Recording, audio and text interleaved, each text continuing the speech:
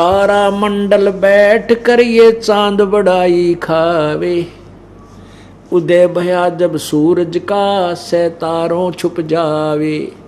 अब ये तत्व ज्ञान रूपी सूर्य का उदय हो रहा है।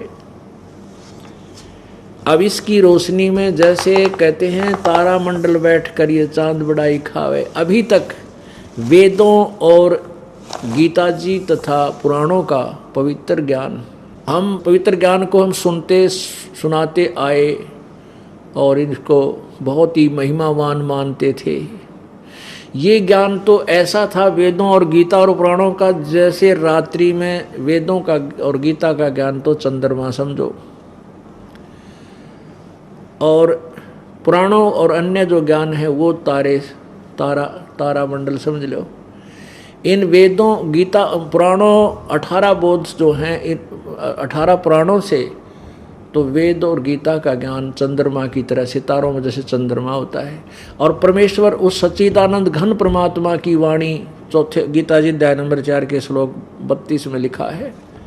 वहाँ अनुवादकर्ता ने अनुवाद गलत किया है, ब्रह्मण्य का अर्थ वेद की वाणी लिख दिया, नहीं। गीता जी अध्याय नंबर 17 के श्लोक नंबर 23 में आप देखिएगा, ब्रह्मण्य का अर्थ इन्होंने ही सच्चिदानंद घन ब्रह्म लिखा है। तो हम चौथे अध्याय के 32वें श्लोक में ब्रह्मण्य का अर्थ लिखते हैं सच्चिदानंद घन ब्रह्म की वाणी। सच्चिदानंद घन ब्रह्म की वाणी में जो ज्ञान लिखा है वो तत्व ज्ञान है, उसको तत्वदर्शी संत बताएंगे, वो गीता और वेदों से भिन्न है। तो ये वो सच्चिदानंद घन की वाणी जो ये दास बोल रहा है, सुना रहा है आपको, कि इसका ज्ञान के सामने वेदों और गीता और पुराणों का ज्ञान ऐसा छुप जाएगा। तारा मंडल बैठ कर ये चांद बड़ाई खावे, उदय हुआ जब सूरज का सितारों छुप जावे। अभी तत्व ज्ञान के सामने ये ज्ञान आपको ऐसे फीके नजर आएंगे और की आवश्यकता ही नहीं रहेगी। कबीर साहब की वाणी सफिशिएंट है। बोलो सतगुरुदेव। पुण्यात्माओं, आप जी बहुत भयंकर लोक में रह रहे हो। ये काल का लोक है। इस काल रूपी ब्रह्म के दया नाम की चीज नहीं है। इसको हमारे प्रति कोई रहम नहीं है और हम इसको अपना परमात्मा माने हुए थे, जिसको ब्रह्म बोलते हैं, क्षर पुरुष भी कहते हैं इसको, ज्योति निरंजन भी संतों ने कहा है। ये काल है, इसने सत्यलोक में, उस अविनाशी लोक में, शाश्वत स्थान में एक भयंकर भूल करी थी। उस गलती के कारण इसको श्राप लगा था 1 लाख मानव शरीरधारी प्राणियों के शरीर का नित आहार करने का। मानव शरीरधारी प्राणियों का एक सूक्ष्म शरीर है, इस शरीर के अंदर एक सूक्ष्म शरीर है।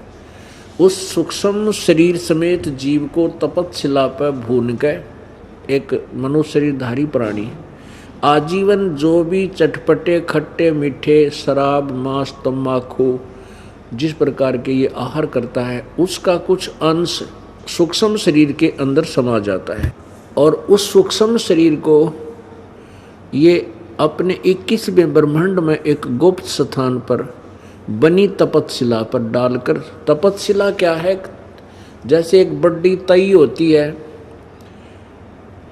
जिस पे 20-30 रोटियां इकट्ठी बनाई जाती हैं, इस तरह की एक पत्थर की का तवा समझो, तई समझो, एक पत्थर की एक बहुत बड़ी तपस्या अपने आप वो गर्म रहती है, बहुत हीट रहती है उसमें।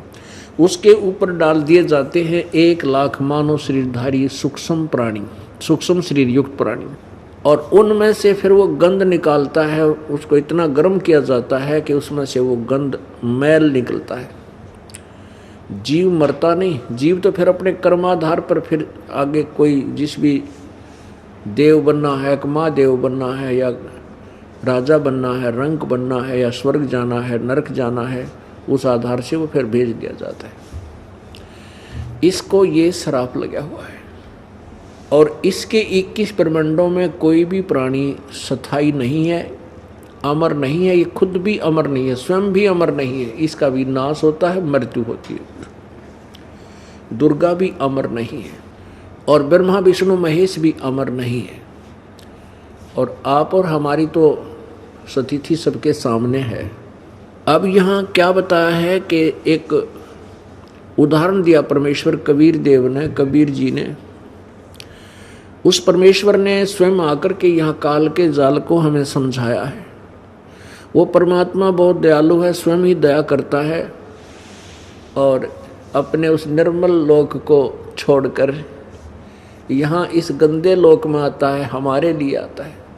क्योंकि हम सभी आत्मा, चाहे आज कोई हिंदू बना है, सिख बना है, मुसलमान बना है, ईसाई बना है, या कोई चींटी बना है, हाथी बना है, कीड़ी मकोड़ा बना है, या कोई किस भी योनि में कोई पशु पक्षी बना है, या कोई पौधा पेड़ बना है, ये सभी आत्मा उस कबीर देव भगवान की हैं, कबीर प्रभु की हैं, परम अक्षर ब्रह्म की हैं हम सभी आत्माएं। और अपने का दुख अपने को ही होता है। पुण्यात्माओं, यदि ये भगवान जिसके लोक में हम रह रही है भगवान हो, तो हमने गधे बनावे, गधी बनावे। मनुष्य जीवन में इतना कष्ट, इतिहास देख लो, यहाँ पर किसी के हाथ कट गए, किसी के टांग कट गई, कोई अंधा हो रहा है, किसी का लड़का मर गया, किसी की बेटी विधवा होगी, किसी का कोई दुख है, किसी को कोई दुख है, और फिर 84 लाख योनियां बनाकर डाल दी इसने। पुण्यात्माओं, ये भगवान जैसा लगता है परंतु भगवान नहीं है। इसने कैसा व्यवहार किया हमारे साथ, जैसे कसाई बकरे पालता है। कसाई का स्वार्थ निहित होता है उसमें, लेकिन वो अबोध बकरे और बकरियां वो नहीं समझ सकते उसके गहरे जाल को, उनमें इतनी बुद्धि नहीं है। वो क्या करता है, उन बकरे और बकरियों के लिए बहुत लंबी चौड़ी एक चरागाह बनाता है, जिसके प्रतिदिन की 10-20 बकरों की सेल है। तो वो हजारों की संख्या में बकरे पालता है। उनके लिए गर्मी सर्दी से बचने के लिए उनके लिए शेड बनाता है, शेड, और लंबी चरागाह रखता है जहाँ वो चारा चरते हैं। एक तालाब बनाता है जहाँ वो पानी पीते हैं, जल पीते हैं। तो वो बकरे ये सोचते हैं कि हमारा जो मालिक है बड़ा दयालु है, हमारी कितनी केयर टेक करता है, कितनी देखभाल कर रहा है। और जब वो कसाई उन बकरों में आता है तो उनको वो भोले बकरे, वो भोली आत्मा अपना दयालु मालिक मान के कि जिसने इतनी सुविधा दे रखी, उसके साथ प्यार करते हैं, उसकी तरफ दौड़ कर आते हैं। वो उनकी बाजू पकड़ कर देखता है। अब कसाई तो देखता है यूँ कै किलो का हो गया, कितने का बिकेगा, कितना मांस हो गया इसमें, और वो उससे प्यार करते हैं, ऐसे चाटते हैं और उसके प्यार देते हैं अपना मालिक मान के। और जब उसको आदेश मिलता है, ऑर्डर मिलते हैं कि 10 बकरों का आज मांस बेच दे, तब उस समय वो नहीं देखता यूँ किसका बेटा मरेगा, किसकी बेटी मरेगी, किसी का बाप मरेगा, किसी की माँ मरेगी। वो तो डंडा लेकर के और 10 बकरे मोटे मोटे छांट लिया होगा, बकरे या बकरी, और ला करके वहाँ कड़च करा देगा। वो ना देखता किसका बेटा मर गया, किसी बेटी मर गई, किसी माँ मरी या भाई मरा। ठीक इसी प्रकार यो काल भगवान हमारे साथ व्यवहार करता है। इस काल भगवान का प्रथम रूप तो दिखा जैसे यो भगवान ने पड़ा है काल ब्रह्म का, लेकिन इसका परम रूप काल है, यानी इसका श्रेष्ठ रूप तो काल है, असली रूप, ब्रह्म माने असली। अब इस काल के जाल को ना ब्रह्मा जी समझ सके, ना विष्णु जी, ना शिव जी, और अन्य देवता ऋषियों का तो जिक्र कहाँ है वो समझ सके इसको। ये क्या करता है कि अपने वास्तविक रूप में प्रकट कभी नहीं होता। जो इसका वास्तविक विकराल रूप है, ओछा माथा, लंबे दांत, और जैसे गीता जी का ज्ञान देते समय इतना अपना वो स्वरूप दिखाया था, जैसे अर्जुन जैसे योद्धा कांप गए उसके रूप ने देख कर, ये उसका वास्तविक रूप है। ये इसको छुपा भी सकता है, 1000 भुजाओं तक ये बना दिखा भी सकता है। जैसे मोर अपने चंदों को इकट्ठे कर लेता है और फैलाता है, जब चारों तरफ घुमा करके बहुत विस्तृत कर लेता है, ऐसी इसके पास सिद्धि है। यही विष्णु रूप और यही ब्रह्मा रूप, यही शंकर रूप, शिव रूप धारण कर लेता है भ्रमित करने के लिए, और अपने सभी कार्य को ये ऐसे कराता है। तो विष्णु पुराण के अंदर एक प्रमाण है कि विष्णु भगवान का, क्योंकि विष्णु पुराण में इस काल रूपी ब्रह्म का अर्थात महाविष्णु, इसका भी विवरण है और इसके पुत्र सतगुण विष्णु का भी विवरण है, उसकी भी लीलाएं हैं। अब देखिएगा श्री विष्णु पुराण, जिससे सिद्ध होगा कि इसका प्रथम रूप तो भगवान है। अब भगवान कैसे है? जैसे कितना सुंदर पृथ्वी दे रखी, पृथ्वी में शीतल जल, मीठा जल और बाग बगीचे, काजू किस्मत, सेब संतरे, और कितनी सुंदर हवा बह रही है, कितने अच्छे बाग बगीचे हैं, यहाँ कितना अच्छा व्यवस्था कर रखी है। तो ये देखें तो बहुत अच्छा, वे तो भगवान ने पड़ा है, ये तो परमात्मा ही है। और फिर देखें, सुनते हैं, अखबारों में पढ़ते हैं, समाचार पत्रों में, समाचारों में देखते हैं, या वैसे एक आंखों देखे दृश्य हमने देखे हैं। एक एक्सीडेंट में एक परिवार के 4-4, 5-5 सदस्य मृत्यु को प्राप्त हो जाते हैं एक ही सेकंड में। वो क्या? फिर कहाँ गई भगवान की दयालुता? हाहाकार मचा हुआ है। तो ऐसे देखें, पहले देखें तो भगवान है, फिर जब ये ऐसे जुल्म सितम हमारे ऊपर डैवे, फिर ये भगवान दिखाई नहीं देता है। अब हमारी आँखों का ऑपरेशन हो गया, मोतियाबिंद हट गया, अज्ञान रूपी हमारी ज्ञान की आँखियाँ बन गई। अब हमें स्पष्ट दिखाई देता है कि ये लोग ठीक नहीं, यहाँ का भगवान दयालु नहीं। हम सतलोक से आए हैं, सचखंड से आए हैं, वहाँ पर ऐसी ही सृष्टि है। अभी तक जितने भी पंथ संत जो सचखंड का ठेका ले रहे थे, विशेषकर ये राधा स्वामी और धन धन सतगुरु वाले, इनने तो सतलोक को अपने जो है ना ऋण रख रखा, गहने ले रखा, अब जानो ये पहुँचेंगे वहाँ, कोई जावे को नहीं। अब इनको कह का पता नहीं सचखंड के बारे में, और उस विधि का पता नहीं जिससे परमात्मा उस सतलोक में जाया जाता है भगवान के दरबार में। और वहाँ क्या है ये बताते हैं, सचखंड में, सतलोक में तो प्रकाश ही प्रकाश है, प्रकाश ही प्रकाश है, भगवान वहाँ है नहीं, वो निराकार है। और आत्मा परमात्मा में ऐसे मिल जाती है जैसे बूंद समुद्र में। बताओ, अगर ईसाई भगवान है, वहाँ कुछ भी नहीं है, फिर हम क्या करेंगे वहाँ जाके?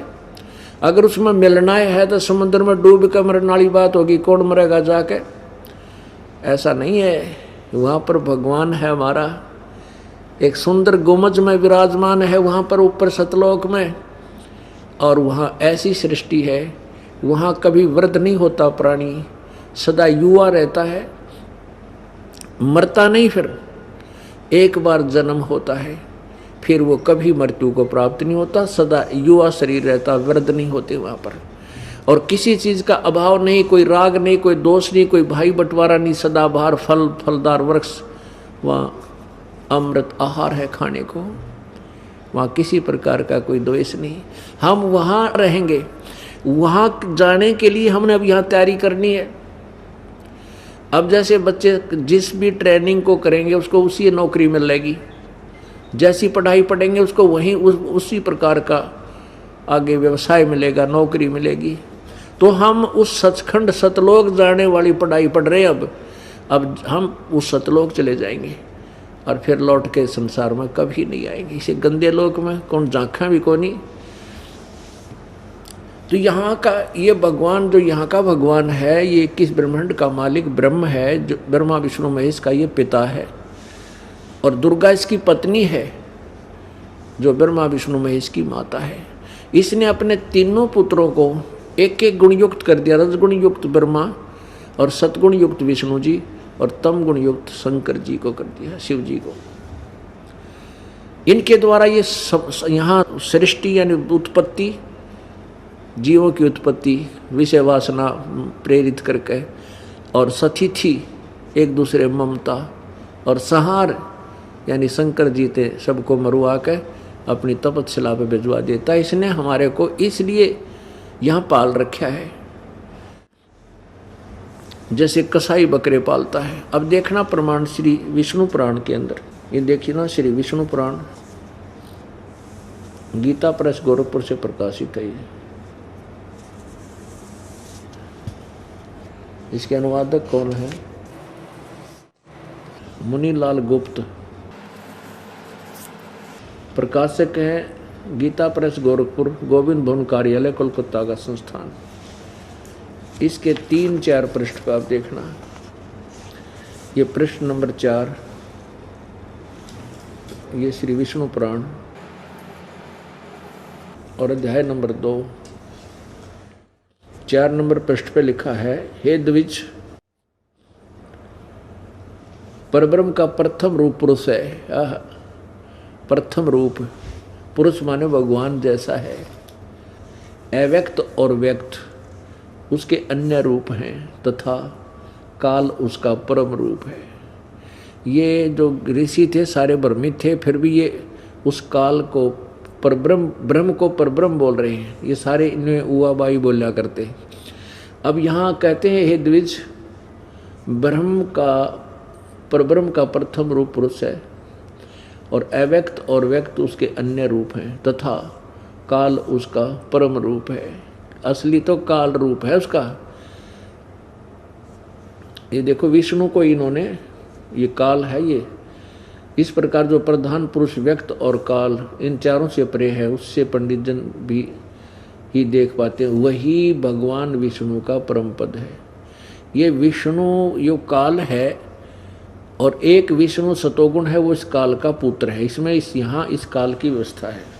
अब इससे क्या सिद्ध हो गया कि प्रथम तो यू दिखा भगवान जैसा पुरुष है, पुरुष माने परमात्मा, और इसका परम रूप काल है। तो इसके लिए इसने हमारी यहाँ जन्म और मृत्यु का विधान बना रखा है कि जो जन्मेगा उसकी मृत्यु होगी, मृत्यु होगी उसका फिर जन्म अवश्य होगा।